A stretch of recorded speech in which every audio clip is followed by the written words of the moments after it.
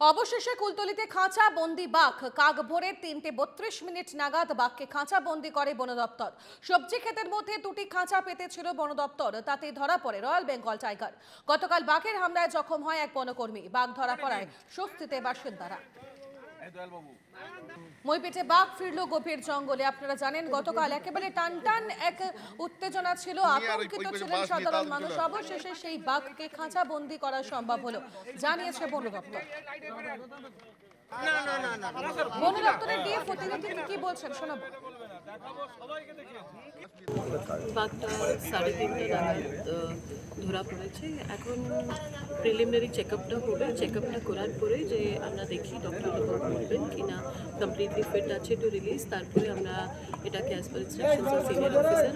বাঘটা বয়স কত আছে? এবং মোটামুটি 10 বছরের মতো আছে, পূর্ণবয়স্ক রয়েছে, মেল আছে।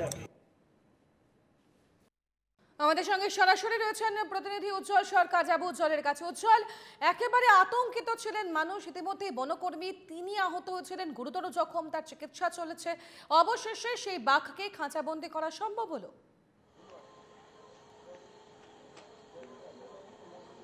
একদম তনুশ্রী, এই যে মইপিঠের যে ত্রাস, এই মইপিঠের ত্রাস কে কিন্তু অবশেষে কিন্তু এই ভোর রাতে ৩:৩২ নাগাদ কিন্তু খাঁচাবন্দি হয়।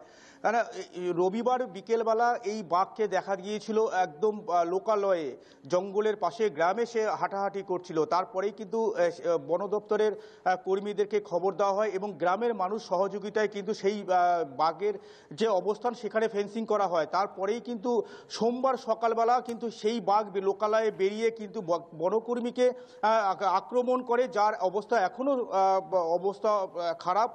সে কিন্তু এসএসকেএমে ভর্তি।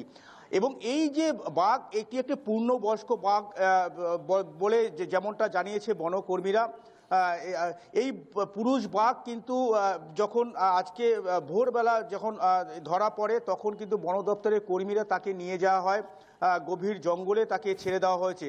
আগের বার যে বাঘ আমরা দেখেছি মইপিঠ একদম গঙ্গার ঘাটে যে বাঘকে ধরা হয়েছিল, খাঁচাবন্দি করা হয়েছিল, তাকে ধুলিবাসানের 11 নম্বর জঙ্গলে কিন্তু ছাড়া হয়েছিল। এবং এই বাঘকেও ঠিক সেই জঙ্গলেই, যে সুন্দরবন টাইগার রিজার্ভ যে জঙ্গল, সেখানেই কিন্তু সেই বাঘকে ছেড়ে দেওয়া হয়েছে। বন দপ্তরের তরফ থেকে কিন্তু এমনটাই কিন্তু জানিয়েছে।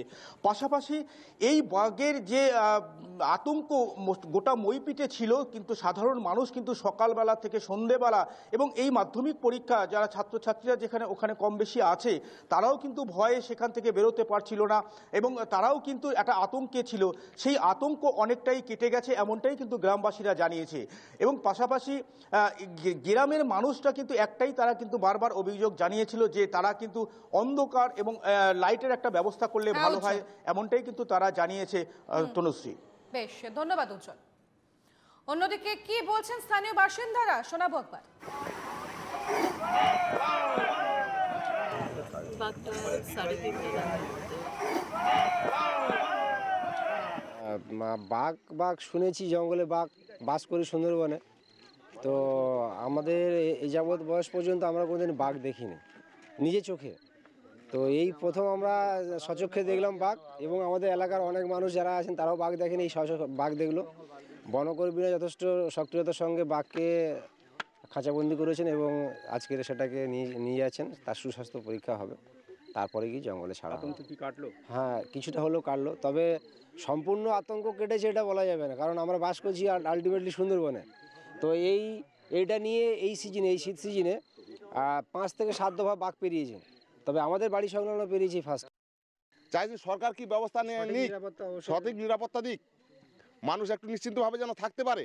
কি অসুবিধা হচ্ছে আপনার? এই যে আসছে মানুষ, আমরা আজকের মাঠে কেউ কাজ করেনি, একজন যদি কাজ করতে, কেউ সর্ষে উড়াতো, কেউ কড়াই তুলতো, এসে তো মানুষকে চাপা দিত, খেয়ে নিত।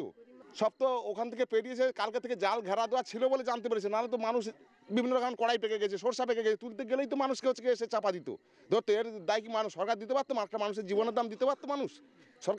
সরকারের জন্য কি ব্যবস্থা নেয় নিক, মানুষ যেন আমরা নিরাপত্তায় থাকতে পারি। কি বলবেন? আমরা তো সবাই ভালো বলবো, কেননা সবাই নিয়ে চলে গেল।